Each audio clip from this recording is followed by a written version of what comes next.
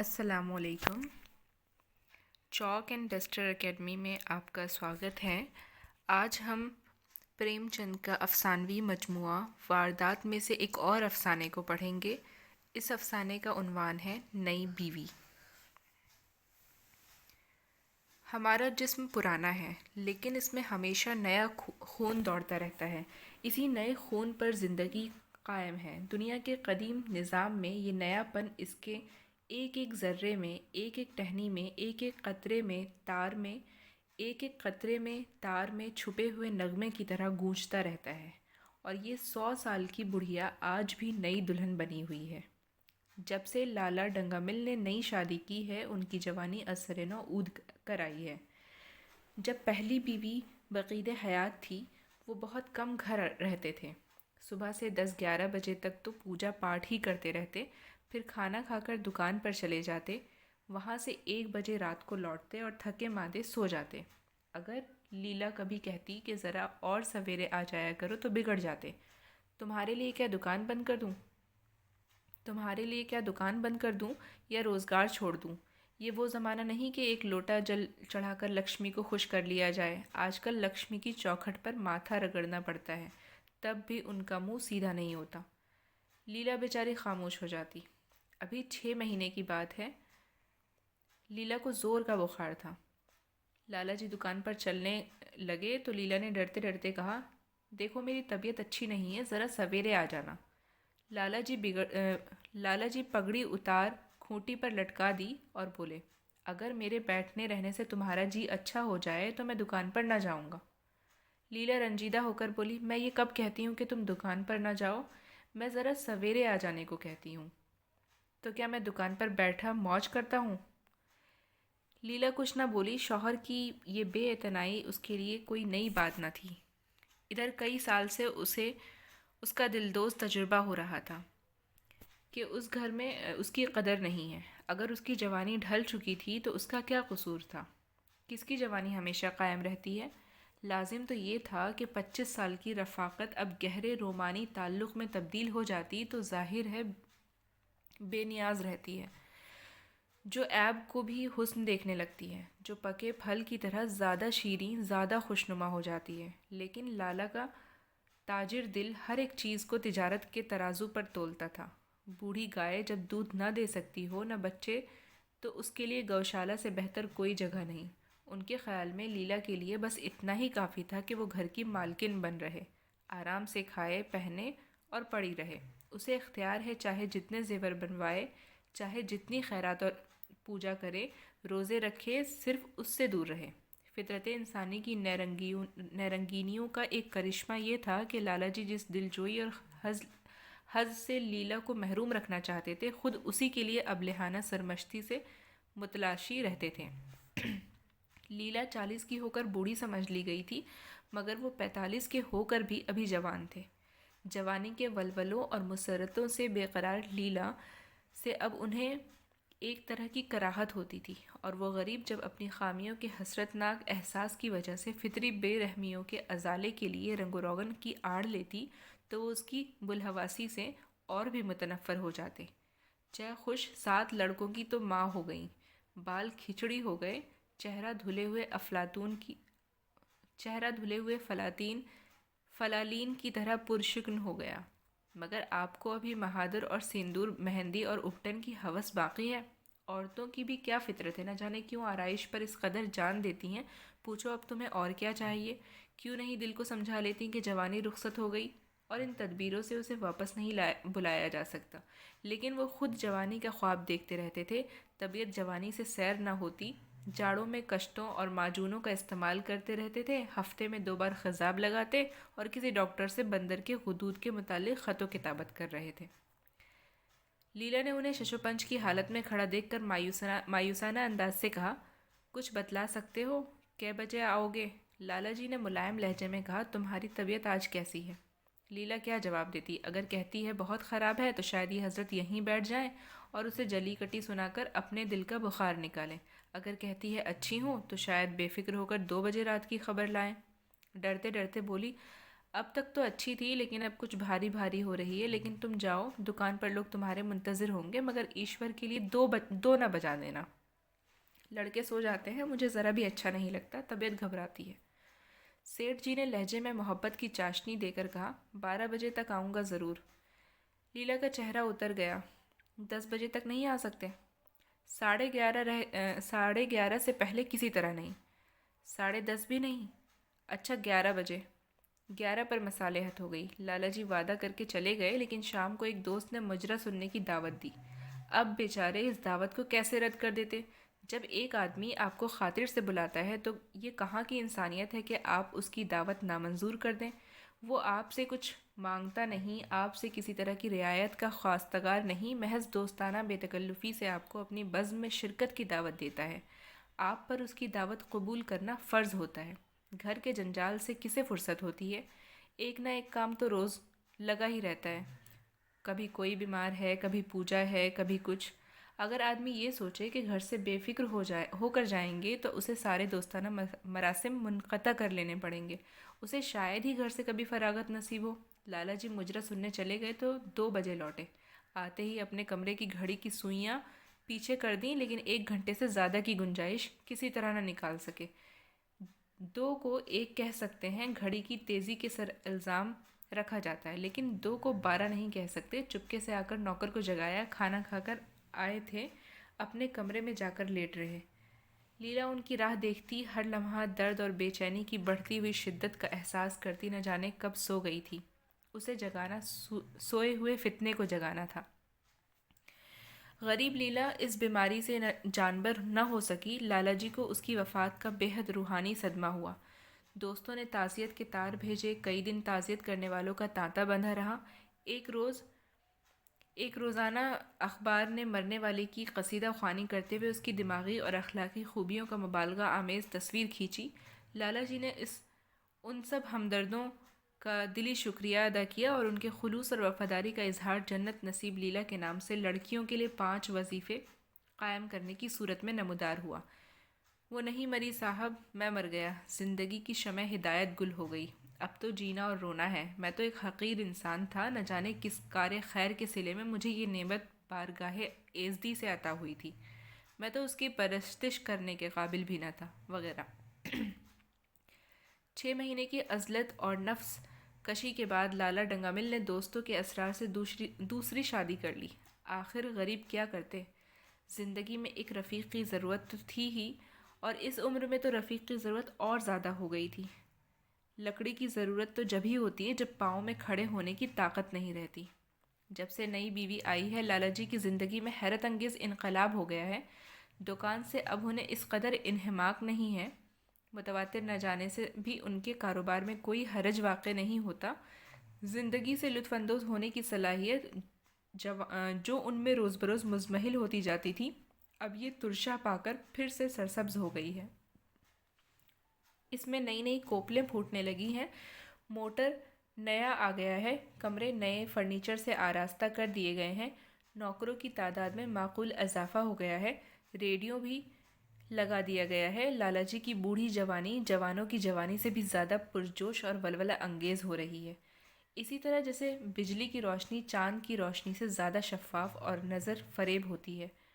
لالا جی کو ان کے احباب ان کی اس جوان طبع پر مبارکباد دیتے ہیں تو وہ تفاخر کے انداز میں کہتے ہیں، بھائی ہم تو ہمیشہ جوان رہے اور جوان رہیں گے۔ بڑھاپا میرے آئے تو اس کے منہ پر سیاہی لگا کر گدھے پر الٹا سوار کر کے شہر بدر کر دوں۔ جوانی اور بڑھاپے کو لوگ نہ جانے عمر سے کیوں منسوب کرتے ہیں۔ جوانی کا عمر سے اتنا ہی تعلق ہے جتنا مذہب کا اخلاق سے، روپے کا ایمانداری سے، حسن کا آرائش سے۔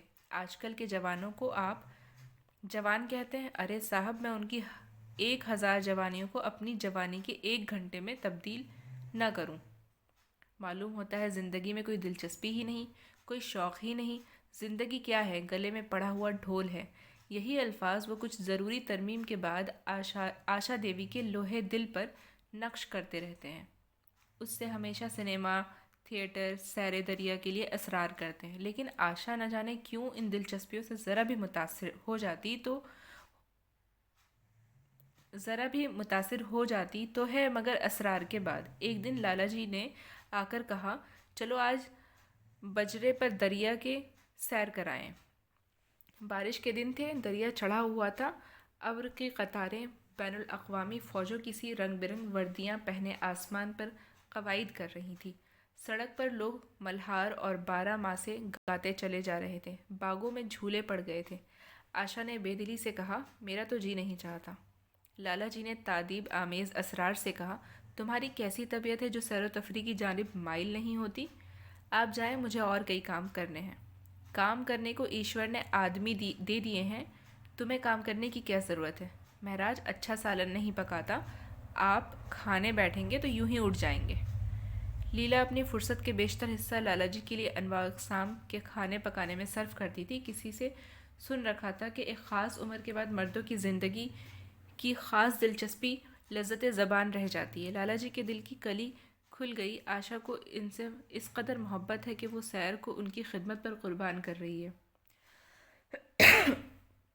ایک لیلا تھی کہ کہیں جاؤں پیچھے چلنے کو تیار، پیچھا چھڑانا مشکل ہو جاتا تھا، بہانے کرنے پڑتے تھے، خود سر پر سوار ہو جاتی تھی، سارا مزہ کرکرا کر دیتی تھی۔ بولے تمہاری بھی عجیب طبیعت ہے، اگر ایک دن سالن بے مزہ ہی رہا تو ایسا کیا طوفان آ جائے گا؟ تم اس طرح میرے رئیسانہ چونچلوں کا لحاظ کرتی رہو گی تو مجھے بالکل آرام طلب بنا دو گی۔ اگر تم نہ چلو گی تو میں بھی نہ جاؤں گا۔ آشا نے جیسے گلے سے پھندا چھڑاتے ہوئے کہا آپ بھی تو مجھے ادھر ادھر گھما کر میرا مزاج بگاڑ دیتے ہیں، یہ عادت پڑ جائے گی تو گھر کے دھندے کون کرے گا؟ لالا جی نے فیاضانہ لہجے میں کہا مجھے گھر کے دھندوں کی ذرہ برابر پرواہ نہیں ہے، بال کی نوک برابر بھی نہیں۔ میں چاہتا ہوں کہ تمہارا مزاج بگڑے اور تم اس گھر کی چکی سے دور ہو، اور تم مجھے بار بار آپ کیوں کہتی ہو؟ میں چاہتا ہوں تم مجھے تم کہو، تو کہو، محبت کی گالیاں دو، غصے کی سلواتیں سناؤ، لیکن تم مجھے آپ کہہ کر جیسے دیوتا کے سنگھاسن پر بٹھا دیتی ہو۔ میں اپنے گھر میں دیوتا نہیں، شریر چھوکرا بن کر رہنا چاہتا ہوں۔ آشا نے مسکرانے کی کوشش کر کے کہا آئے نوج، بھلا میں آپ کو تم کہوں گی؟ تم برابر والوں کو کہا جاتا ہے یا بڑوں کو؟ منیم جی نے 1 لاکھ کے گھاٹے کی ملال خبر سنائی۔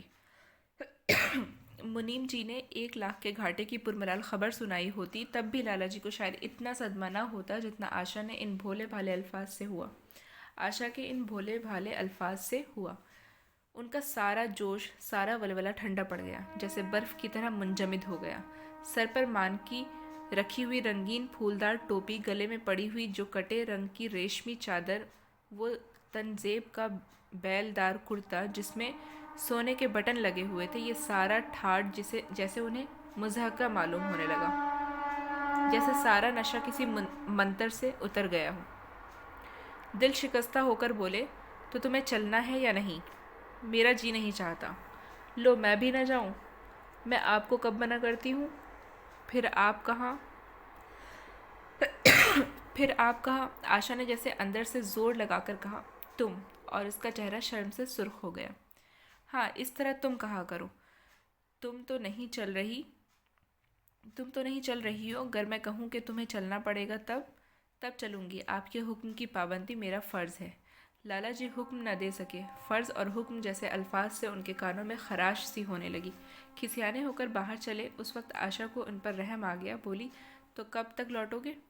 میں نہیں جا رہا۔ اچھا تو میں بھی چلتی ہوں۔ جس طرح ضدی لڑکا رونے کے بعد اپنی مطلوبہ چیز پا کر اسے پیروں سے ٹھکرا دیتا ہے، اسی طرح لالا جی نے رونا منہ بنا کر کہا تمہارا جی نہیں چاہتا تو نہ چلو، میں مجبور نہیں کرتا۔ آپ نہیں، تم برا مان جاؤ گے۔ آشا سیر کرنے گئی لیکن امنگ سے نہیں۔ جو معمولی ساڑی پہنے ہوئے تھی وہی پہنے چل کھڑی ہوئی، نہ کوئی ساڑی، نہ کوئی مرصع زیور، نہ کوئی سنگھار، جیسے بیوہ ہو۔ ایسی ہی باتوں سے لالا جی دل میں جھنجھلاتے۔ شادی کی تھی زندگی کا لطف اٹھانے کے لیے، جھلملاتے ہوئے چراغ میں تیل ڈال کر اسے روشن کرنے کے لیے۔ اگر چراغ کی روشنی تیز نہ ہوتی تو تیل ڈالنے سے کیا فائدہ؟ نہ جانے اس کی طبیعت کیوں اس قدر خشک اور افسردہ ہے، جیسے کوئی اوسر کا درخت ہو، کتنا ہی پانی ڈالو اس میں ہری پتیوں کے درشن ہی نہیں ہوتے۔ جڑاؤ زیوروں کے بھرے صندوق رکھے ہیں، کہاں کہاں سے منگوائے، دہلی سے، کلکتے سے، فرانس سے، کیسی کیسی ساڑیاں رکھی ہوئی ہیں، ایک نہیں سینکڑوں، مگر صندوق میں کیڑے کے خوراک بننے کے لیے۔ غریب خاندان کی لڑکیوں میں بھی یہی عیب ہوتا ہے، ان کی نگاہ ہمیشہ تنگ رہتی ہے، نہ کھا سکیں نہ پہن سکیں نہ دے سکیں۔ انہیں تو خزانہ بھی مل جائے تو یہی سوچتی رہیں گی کہ بھلا اسے خرچ کیسے کریں۔ دریا کی سیر تو ہوئی مگر کچھ لطف نہ آیا۔ کئی ماہ تک آشا کی طبیعت کو ابھارنے کی ناکام کوشش کر کے لالا جی نے سمجھ لیا کہ یہ محرم کی پیدائش ہے، لیکن پھر بھی برابر مشق جاری رکھی۔ اس بیوپار میں ایک خطیر رقم صرف کرنے کے بعد وہ اس سے زیادہ نفع اٹھانے کے تاجرانہ تقاضے کو کیسے نظر انداز کرتے۔ دلچسپی کی نئی نئی صورتیں پیدا کی جاتی۔ گراموفون اگر بگڑ گیا ہے، گانا نہیں یا آواز صاف نہیں نکلتا تو اس کی مرمت کرانی پڑے گی، اسے اٹھا کر رکھ دینا یہ تو حماقت ہے۔ ادھر بوڑھا مہراج بیمار ہو کر چلا گیا تھا اور اس کی جگہ 16-17 سال کا لڑکا آ گیا تھا، کچھ عجیب مسخرہ سا، بالکل اجڑ اور دہقانی، کوئی بات ہی نہ سمجھتا۔ اس کے پھل کے اقلیدس کی شکلوں سے بھی زیادہ مختلف الاشکال ہو جاتے، بیچ میں موٹے کنارے، پتلے دال، کبھی تو اتنی پتلی جیسے چائے اور کبھی اتنی گاڑھی جیسے دہی، کبھی نمک اتنا کم کہ بالکل پھیکا، کبھی اتنا تیز کہ نیبو کا نمکین اچار۔ آشا سویرے ہی سے رسوئی میں پہنچ جاتی اور اس بدسلیقے مہراج کو کھانا پکانا سکھاتی۔ تم کتنے نالائق آدمی ہو جگل، آخر اتنی عمر تک تم کیا گھاس کھودتے رہے یا بھاڑ جھانکتے رہے کہ پھلکے تک نہیں بنا سکتے؟ جگل نے آنکھوں میں آنسو بھر کر کہا، بہو جی ابھی میری عمر ہی کیا ہے، 17واں سال تو ہے۔ آشا ہنس پڑی، تو روٹیاں پکانا کیا 10-20 سال میں آتا ہے؟ آپ ایک مہینے میں سکھا دیں بہو جی، پھر دیکھنا میں آپ کو کیسے پھلکے کھلاتا ہوں کہ جی خوش ہو جائے۔ جس دن مجھے پھلکے پکانے آ جائیں گے میں آپ سے کوئی انعام لوں گا۔ سالن تو اب میں کچھ پکانے لگا ہوں نا۔ آشا حوصلہ افزا تبسم سے بولی، سالن نہیں وہ پکانا آتا ہے، لیکن ابھی کل ہی نمک اتنا تیز تھا کہ کھایا نہ گیا۔ میں جب سالن بنا رہا تھا تو آپ یہاں کب تھیں؟ اچھا تو جب میں یہاں بیٹھی رہوں تب تمہارا سالن لذیذ پکے گا؟ آپ بیٹھی رہتی ہیں تو میری عقل ٹھکانے رہتی ہے، اور میں نہیں رہتی تب تمہارے دادا آ جائیں گے، تم چلے جاؤ گے۔ نہیں بہو جی، کسی اور کام میں لگا دیجیے گا، مجھے موٹر چلانا سکھوا دیجیے۔ نہیں اب آپ ہٹ جائیے، میں پتیلی اتار لوں گا۔ ایسی اچھی ساڑی ہے آپ کی، کہیں داغ لگ جائیں گے تو کیا ہو؟ دور ہو پھوہڑ، تو تم ہو ہی، کہیں پتیلی پیر پر گر پڑے تو مہینوں جھیلو گے۔ جگل افسردہ ہو گیا، نحیف چہرہ اور بھی خشک ہو گیا۔ آشا نے مسکرا کر پوچھا، منہ کیوں لٹک گیا سرکار کا؟ آپ ڈانٹ دیتی ہیں بہو جی تو میرا دل ٹوٹ جاتا ہے۔ سیٹھ جی کتنا ہی گھر کے، مجھے ذرا بھی صدمہ نہیں ہوتا۔ آپ کی نظر کڑی دیکھ کر جیسے میرا خون سرد ہو جاتا ہے۔ آشا نے تشفی دی، میں نے تمہیں ڈانٹا نہیں، صرف اتنا ہی کہا ہے کہ کہیں پتیلی پاؤں پر گر پڑے تو کیا ہو۔ ہاتھ تو آپ کا بھی ہے، کہیں آپ کے ہاتھ سے ہی چھوٹ پڑے تب؟ سیٹھ جی نے رسوئی کے دروازے پر آ کر کہا، آشا ذرا یہاں آنا، دیکھو تمہارے لیے کتنے خوشنما گملے لایا ہوں، تمہارے کمرے کے سامنے رکھے جائیں گے، تم وہاں دھوئیں دھکڑ میں کیا پریشان ہوتی ہو؟ لونڈے سے کہہ دو کہ مہراج کو بلائے، ورنہ میں کوئی دوسرا انتظام کر لوں گا۔ مہراجوں کی کمی نہیں ہے، آخر کب تک کوئی رعایت کرے؟ اس گدھے کو تو ذرا بھی تمیز نہ آئی۔ سنتا ہے جگل، لکھ دے اپنے باپ کو۔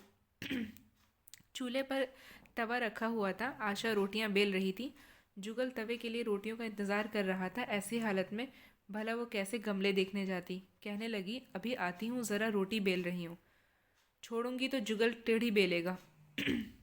لالا جی نے کچھ چڑ کر کہا، اگر روٹیاں ٹیڑھی میڑھی بیلے گا تو نکال دیا جائے گا۔ آشا انسنی کر کے بولی، 10-5 دن میں سیکھ جائے گا، نکالنے کی کیا ضرورت ہے؟ تم چل کر بتا دو گملے کہاں رکھے جائیں۔ کہتی ہوں روٹیاں بیل کر آ جاتی ہوں۔ نہیں، میں کہتا ہوں تم روٹیاں مت بیلو، تم خواہ ضد کرتے ہو۔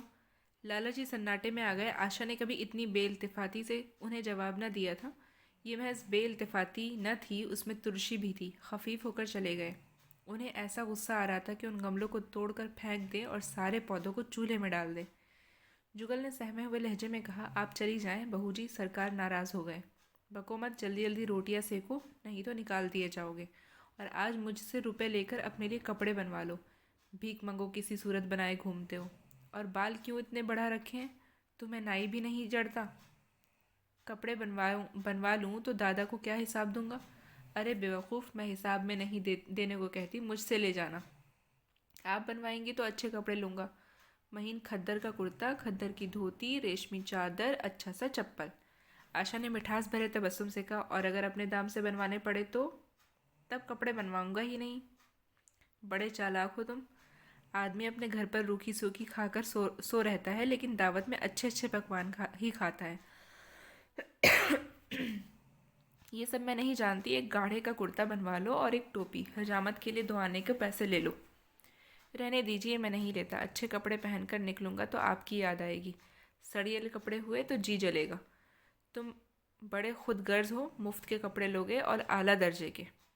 جب یہاں سے جانے لگوں گا تو آپ مجھے اپنی ایک تصویر دے دیجیے گا۔ میری تصویر لے کر کیا کرو گے؟ اپنی کوٹھری میں لگا دوں گا اور دیکھا کروں گا۔ بس وہی ساڑی پہن کر کھنچوانا جو کل پہنی تھی، اور وہی موتیوں والا مالا بھی۔ مجھے ننگی ننگی صورت اچھی نہیں لگتی۔ آپ کے پاس تو بہت گہنے ہوں گے، آپ پہنتی کیوں نہیں؟ تو تمہیں گہنے اچھے لگتے ہیں؟ بہت۔ لالا جی نے پھر آ کر خفت آمیز لہجے میں کہا، ابھی تک تمہاری روٹیاں نہیں پکیں؟ جگل، اگر کل سے تم نے اپنے آپ اچھی روٹیاں نہ بنائی تو میں تمہیں نکال دوں گا۔ آشا نے فوراً ہاتھ دھوئے اور بڑی مسرت آمیز تیزی سے لالا جی کے ساتھ جا کر گملوں کو دیکھنے لگی۔ آج اس کے چہرے پر غیر معمولی شگفتگی نظر آ رہی تھی۔ اس کے انداز گفتگو میں بھی دل آویز شیرینی تھی۔ لالا جی کی ساری خفت غائب ہو گئی۔ آج اس کی آواز زبان سے نہیں دل سے نکلتی ہوئی معلوم ہو رہی تھی۔ بولی، میں ان میں سے کوئی گملہ نہ جانے دوں گی، سب میرے کمرے کے سامنے رکھوانا۔ سب کتنے سندر پودے ہیں، واہ، ان کے ہندی نام بھی بتا دینا۔ لالا جی نے چھیڑا، یہ سب لے کر کیا کرو گی؟ 10-5 پسند کر لو، باقی میں باہر باغیچے میں رکھوا دوں گا۔ جی نہیں، میں ایک بھی نہیں چھوڑوں گی، سب یہیں رکھے جائیں گے۔ بڑی حریص ہو تم۔ حریص صحیح، میں آپ کو ایک بھی نہ دوں گی۔ 10-5 تو دے دو، اتنی محبت سے لایا ہوں، اتنی محنت سے لایا ہوں۔ جی نہیں، ان میں سے ایک بھی نہیں ملے گی۔ دوسرے دن آشا نے اپنے آپ کو زیوروں سے خوب آراستہ کیا اور فیروزی ساڑی پہن کر نکلی تو لالا جی کی آنکھوں میں نور آ گیا۔ اب ان کی عاشقانہ دلجوئیوں کا کچھ اثر ہو رہا ہے، ضرور، ورنہ ان کے بار بار تقاضا کرنے پر، منت کرنے پر بھی اس نے کوئی زیور نہ پہنا تھا۔ کبھی کبھی موتیوں کا ہار گلے میں ڈال لیتی تھی، وہ بھی بے دلی سے۔ آج ان زیوروں سے مرصع ہو کر وہ پھولی نہیں سماتی، اترائی جاتی ہے، گویا کہتی ہے، دیکھو میں کتنی حسین ہوں۔ پہلے جو کلی تھی وہ آج کھل گئی ہے۔ لالا صاحب پر گھڑوں کا نشہ چڑھا ہوا تھا۔ لالا صاحب پر گھڑوں کا نشہ چڑھا ہوا ہے، وہ چاہتے ہیں ان کے احباب و اعزاء آ کر اس سونے کی رانی کے دیدار سے اپنی آنکھیں روشن کریں، دیکھیں کہ ان کی زندگی کتنی پرلطف ہے۔ جو انواع و اقسام کے شکوک دشمنوں کے دلوں میں پیدا ہوئے تھے، وہ آنکھیں کھول کر دیکھیں کہ اعتماد، رواداری اور فراست نے کتنا خلوص پیدا کر دیا ہے۔ انہوں نے تجویز کی، چلو کہیں سیر کرائیں، بڑی مزیدار ہوا چل رہی ہے۔ آشا اس وقت کیسے آ سکتی ہے؟ ابھی اسے رسوئی جانا ہے، وہاں سے کہیں 12-1 بجے تک فرصت ملے گی، پھر گھر کے کام دھندے سر پر سوار ہو جائیں گے، اسے کہاں فرصت ہے؟ پھر کل سے اسے کلیجہ میں کچھ درد بھی ہو رہا ہے، رہ کر درد اٹھتا ہے، ایسا درد کبھی نہ ہوتا تھا، رات نہ جانے کیوں درد ہونے لگا۔ سیٹھ جی ایک بات سوچ کر دل ہی دل میں پھول اٹھے، وہ گولیاں رنگ لا رہی ہیں۔ راج وید نے آخر کہا بھی تھا کہ ذرا سوچ سمجھ کر ان کا استعمال کیجیے گا، کیوں نہ ہو، خاندانی وید ہے، اس کا باپ مہاراجہ بنارس کا معالج تھا، پرانے مجرب نسخے ہیں اس کے پاس۔ چہرے پر سراسیمگی کا رنگ بھر کر پوچھا، تو رات ہی سے یہ درد ہو رہا ہے؟ تم نے مجھ سے کہا نہیں، ورنہ وید جی سے کوئی دوا منگوا لیتا۔ میں نے سمجھا تھا کہ آپ اچھا ہو جائے گا، مگر بڑھ رہا ہے۔ کہاں درد ہو رہا ہے، ذرا دیکھوں تو، کچھ آماس تو نہیں ہے؟ سیٹھ جی نے آشا کے آنچل کی طرف ہاتھ بڑھایا۔ آشا نے شرما کر سر جھکا لیا اور بولی، یہی تمہاری شرارت مجھے اچھی نہیں لگتی، جا کر دوا لا دو۔ سیٹھ جی اپنی جوامردی کا یہ ڈپلومہ پا کر اس سے کہیں زیادہ محظوظ ہوئے جتنا شاید رائے بہادری کا خطاب پا کر ہوتے۔ اپنے اس کار نمایاں کی داد لیے بغیر انہیں کیسے چین ہوتا؟ جو لوگ ان کی شادی کے متعلق شبہ آمیز سرگوشیاں کرتے تھے، انہیں زگ دینے کا کتنا نادر موقع ہاتھ آیا ہے۔ پہلے پنڈت بھولا ناتھ کے گھر پہنچے اور بادل درد مند بولے، میں تو سخت مصیبت میں مبتلا ہو گیا، کل سے ان کے سینے میں درد ہو رہا ہے، کچھ عقل کام نہیں کرتی۔ بھولا ناتھ نے کچھ زیادہ ہمدردی کا اظہار نہیں کیا، بولے، ہوا لگ گئی ہوگی، اور کیا؟ सेठ जी ने उससे इख्तलाफ किया। नहीं पंडित जी, हवा का फसाद नहीं है, कोई अंदरूनी शिकायत है। अभी कमसिन है ना, राजवेद से कोई दवा ले लेता हूँ। मैं तो समझता हूँ आप अच्छा हो जाएगा। आप बात नहीं समझते, यही आप में नुक्स है। आपका जो ख्याल है वो बिल्कुल गलत है। मगर खैर, दवा लाकर दीजिए और अपने लिए भी कोई दवा लेते आइएगा। सेठ जी यहाँ से उठकर अपने दूसरे दोस्त लाला भागमल के पास पहुँचे और उनसे भी करीब करीब इन्हीं अल्फाज में पुरमलाल खबर कही। भागमल बड़ा शहदा था, मुस्कुराकर बोला, मुझे तो आपकी शरारत मालूम होती है। सेठ जी की बाँछें खिल गईं। मैं अपना दुख सुना रहा हूँ और तुम्हें मजाक सूझता है? ज़रा भी इंसानियत तुम में नहीं है। मैं मजाक नहीं कर रहा हूँ, भला इसमें मजाक की क्या बात है? वो है कमसिन, नाजुक अंदाम, आप ठहरे आजमूदा कार, मर्द मैदान। बस अगर ये बात ना निकले तो मूछें मुंडवा लूँगा। सेठ जी ने मतीन सूरत बनाई। मैं तो भाई बड़ी एहतियात करता हूँ, तुम्हारे सर की कसम। जी रहने दीजिए, मेरे सर की कसम ना खाइए। मेरे भी बाल बच्चे हैं, घर का अकेला आदमी हूँ, किसी खातिर दवा का इस्तेमाल कीजिए। इन्हें राजवेद से कोई दवा लिए देता हूँ। उसकी दवा वेद जी के पास नहीं, आपके पास है। सेठ जी की आंखों में नूर आ गया, शबाब का एहसास पैदा हुआ और उसके साथ चेहरे पर भी शबाब की झलक आ गई। सीना जैसे कुछ फराख हो गया। चलते वक्त उनका पैर कुछ ज़्यादा मजबूती से ज़मीन पर पड़ने लगा और सर की टोपी भी खुदा जाने क्यों कज हो गई। बशरे से एक मागपन की शान बरस रही थी।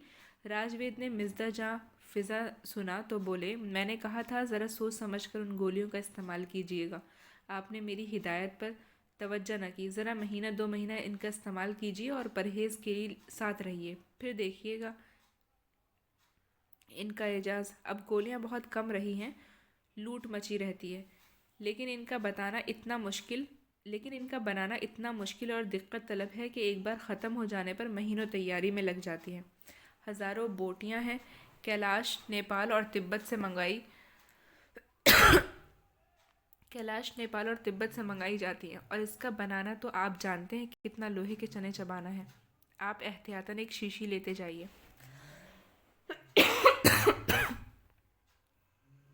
जुगल ने आशा को सर से पांव तक जगमगाते देखकर कहा, बस बहू जी, आप इसी तरह पहने ओढ़े रहा करें।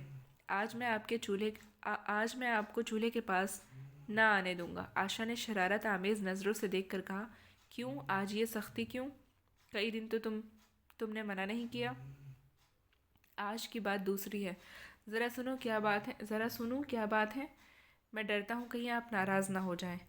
आज आप बहुत सुंदर लग रही हैं। लाला डंगामिल ने सैकड़ों ही बार आशा के हुस्न अंदाज की तारीफ़ की थी, मगर उनकी तारीफ़ में उसे तसन्नो की बू आती थी। वो अल्फाज उनके मुंह से कुछ इस तरह लगते थे जैसे कोई हिजड़ा तलवार लेकर चले। जुगल के इन अल्फाज में एक कैफियत थी, एक सुरूर था, एक हिजान था, एक इज़्तिराब था। आशा के सारे जिस्म में राशा आ गया। आंखों में जैसे नशा छा गया। तुम मुझे नज़र लगा दोगे, इस तरह क्यों घूरते हो? जब यहाँ से चला जाऊँगा तब आपकी बहुत याद आएगी। रोटी बनाकर तुम क्या करते हो? दिखाई नहीं देते? सरकार रहते हैं इसीलिए नहीं आता। फिर आप तो जवाब मिल रहा है। देखिए भगवान कहाँ ले जाते हैं। आशा का चेहरा सुर्ख हो गया। कौन तुम्हें जवाब देता है? सरकार ही तो कहते हैं तुझे निकाल दूंगा। अपना काम किए जाओ, कोई नहीं निकालेगा। अब तो तुम रोटियां भी अच्छी बनाने लगे हो। सरकार हैं बड़े गुस्सावर, 2-4 दिन में इनका मिजाज ठीक किए देती हूँ। आपके साथ चलते हैं तो जैसे आपके बाप लगते हैं। तुम बड़े बदमाश हो, खबरदार ज़बान संभाल कर बातें करो। मगर खफगी का ये पर्दा उसके दिल का राज न छुपा सका। वो रोशनी की तरह उसके अंदर से बाहर निकल पड़ता था। जुगल ने इसी बेबाकी से कहा, मेरी ज़ुबान कोई बंद करे। यहाँ तो सभी कहते हैं कोई मेरा ब्याह 50 साल की बुढ़िया से कर दे तो मैं घर छोड़कर भाग जाऊँ, या तो खुद जहर खा लूँ या उसे जहर देकर मार डालूँ। फांसी ही तो होगी। आशा मसनूई गुस्सा कायम न रख सकी। जुगल ने उसके दिल के तारों पर मिज़राब की ऐसी चोट मारी थी कि उसे बहुत ज़ब्त करने से भी दर्द दिल बाहर निकल आया। किस्मत भी तो कोई चीज़ है, ऐसी किस्मत जाए जहन्नम में। तुम्हारी शादी किसी बुढ़िया से कर दूंगी, देख लेना। तो मैं जहर खा लूँगा, देख लीजिएगा। क्यों, बुढ़िया तुम्हें जवान से ज़्यादा प्यार करेगी? زیادہ خدمت کرے گی، تمہیں سیدھے راستے پر رکھے گی۔ یہ سب ماں کا کام ہے، بیوی جس کام کے لیے اسی کے لیے ہے۔ آخر بیوی کس کام کے لیے ہے؟ آپ مالک ہیں، نہیں تو بتلا ہی دیتا بیوی کس کام کے لیے ہے۔ موٹر کی آواز آئی، نہ جانے کیسے آشا کے سر کا آنچل سر سے کھسک کر کندھے پر آ گیا تھا۔ اس نے جلدی سے آنچل سر پر کھینچ لیا اور یہ کہتی ہوئی اپنے کمرے کی طرف چلی، لالا کھانا کھا کر چلے جائیں گے، تم ذرا آ جانا۔ یہیں پر یہ افسانہ اختتام پذیر ہوتا ہے۔ شکریہ۔